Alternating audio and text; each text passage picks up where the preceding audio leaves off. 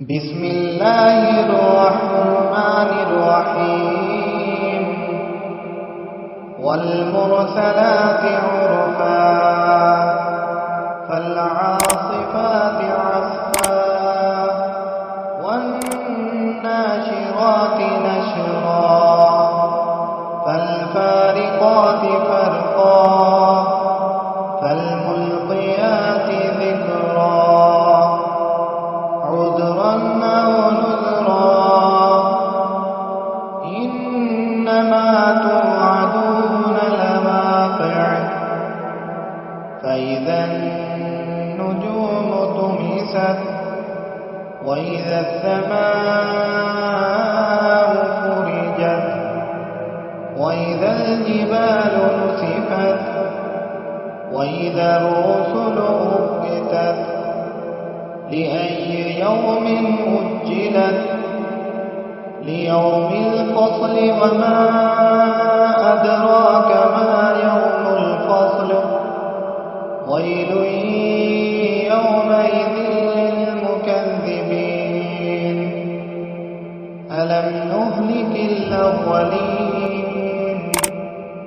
ثم نتبعهم الآخرين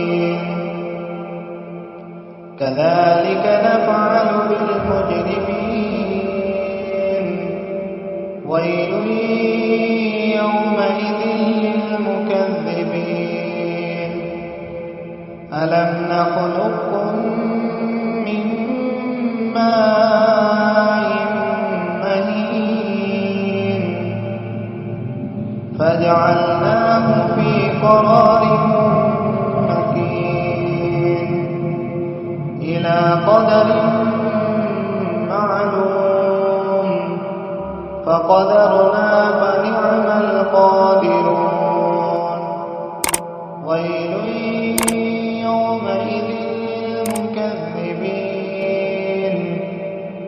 ألم نجعل الأرض كفاتا أحياء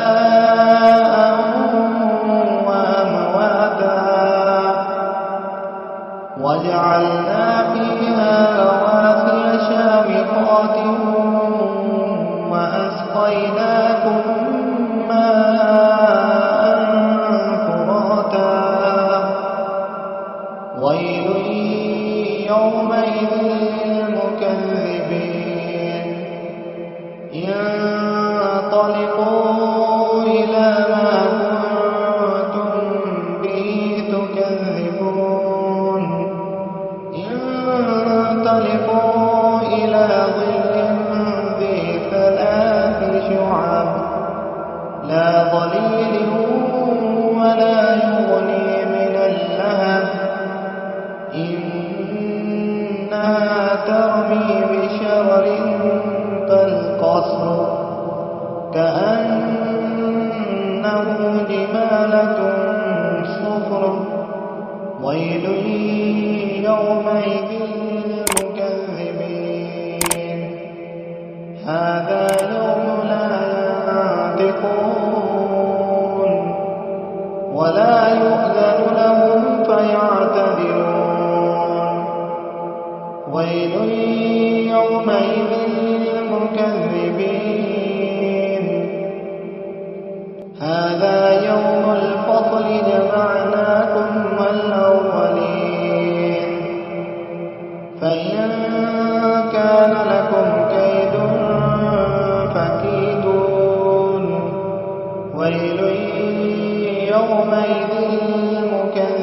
للمكذبين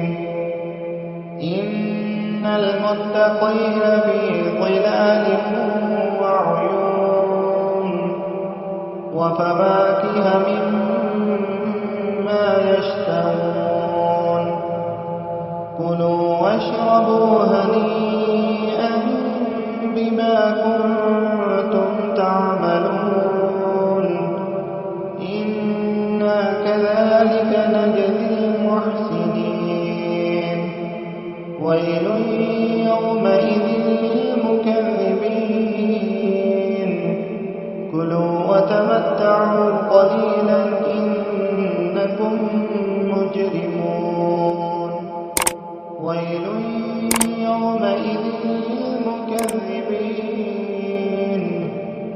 وإذا قيل لهم اركعوا لا يركعون ويل يومئذ للمكذبين فبأي حديث بعده